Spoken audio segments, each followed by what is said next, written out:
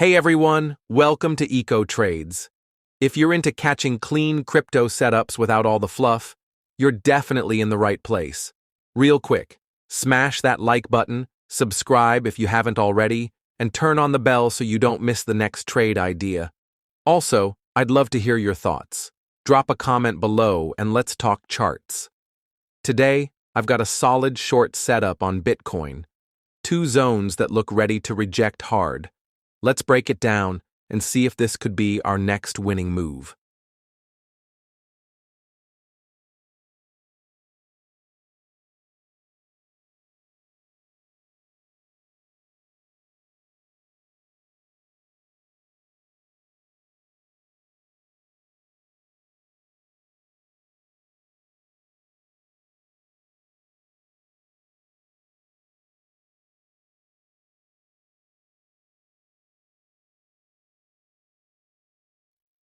Bitcoin initially made a significant rally, followed by several smaller corrections forming a pattern of higher lows and lower lows. After these corrections, another major rally took place. During the buildup of this bigger rally, multiple FTRs, failure to return, formed, which you can clearly see on the chart. These smaller FTRs were discussed in the previous video, where I explained the concept of FTRs in detail.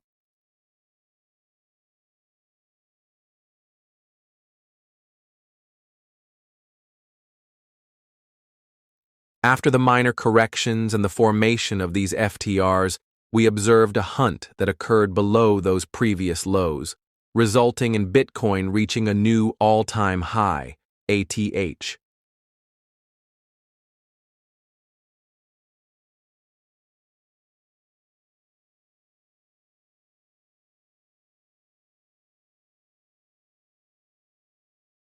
Once the ATH was reached, Bitcoin started to correct again, forming smaller FTRs along the way and eventually registering a low before making another upward pullback.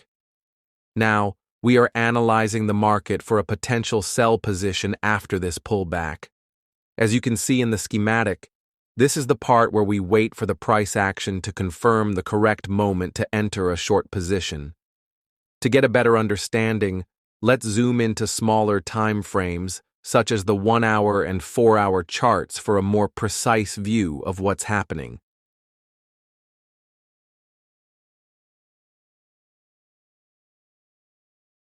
On the 4-hour chart, we can see a key low, which is significant because it was followed by the formation of a higher high ATH.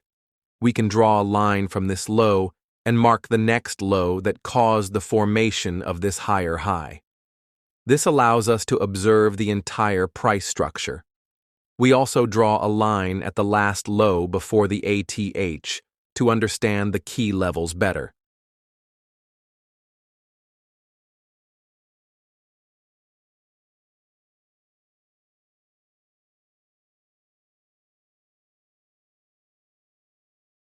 Now, let's take this analysis a step further by moving to the 1-hour time frame.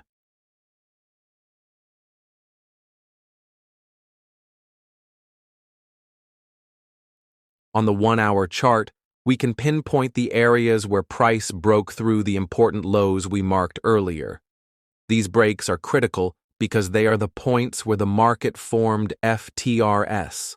For example, after the price broke this key low, an FTR was formed, and it led to significant price action. It's important to also highlight the next key low that was formed right before the ATH was achieved. Now that we have identified these important levels and FTRs, we can see that the price action confirmed the move. After the price touched these levels, a small correction followed, and this is the confirmation we were waiting for to take a sell position. The strategy we are using here is to enter during the pullback on a smaller time frame. This allows us to catch the move before it fully plays out. The FTR formed by these three lows is what we refer to as the FTR box. On the 1-hour chart, After the price touched these levels, a correction took place. We can see that another FTR was formed at this point, which is another area to consider for a potential sell position when the price might return to it.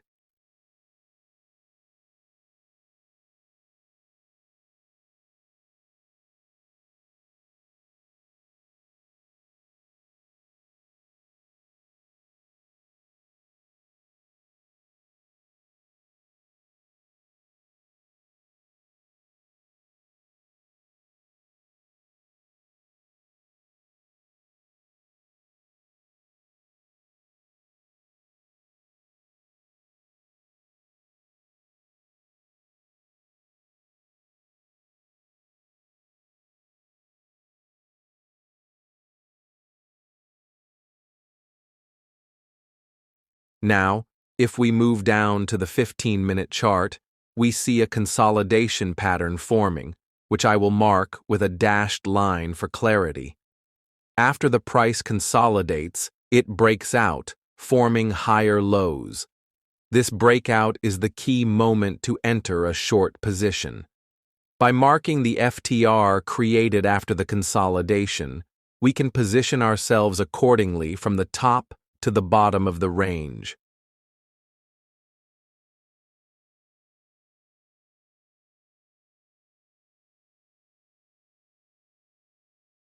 We now have the entry point, stop loss, and position details ready. I will show you these in more detail in the upcoming part of the video. You'll also see the target zones we are aiming for.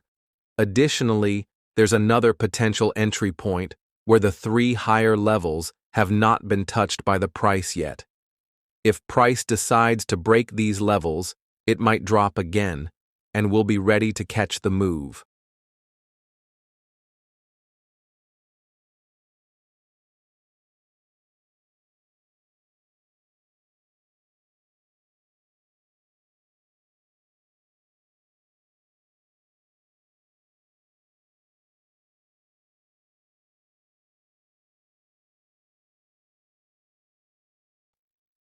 Now, shifting back to the 4-hour time frame, we can start identifying our target zones.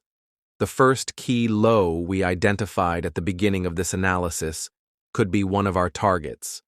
The next target could be the FTR, formed by the hunt of this low.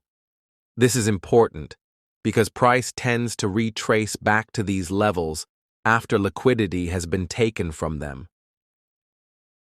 These 2 lines, which are the lows and the FTR, can be considered our first take profit, TP1. However, before we reach these targets, you might want to consider locking in a risk-free position by adjusting your stop loss to break even, ensuring that if the market turns against you, you won't incur any losses. These lows could be your TP1, while TP2 could be another FTR we spotted earlier.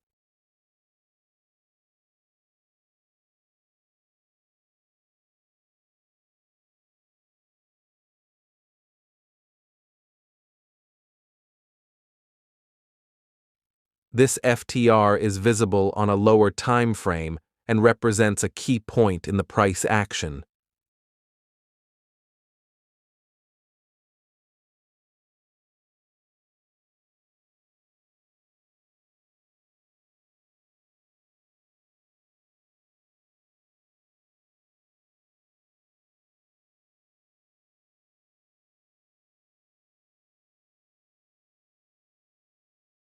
When price reaches these levels, we'll need to analyze the price behavior and the price action at these levels to determine whether we should consider entering a long position. This will depend on the price action and how the market behaves as it approaches these levels. Alright, that's it for today's analysis. I hope these insights have helped you understand the market structure and how to approach Bitcoin's price action using FTRs and price action strategies. If you found this video valuable, don't forget to hit the like button and subscribe to the channel so you won't miss any of my future videos. Also, if you have any questions or if you've experienced something similar in your trading, feel free to share your thoughts in the comments below. I'd love to hear from you and discuss further. Thank you so much for watching till the end. Your support means a lot. I wish you all the best in your trades, and may your decisions lead to profitable outcomes. Take care, stay safe, and I'll see you in the next video.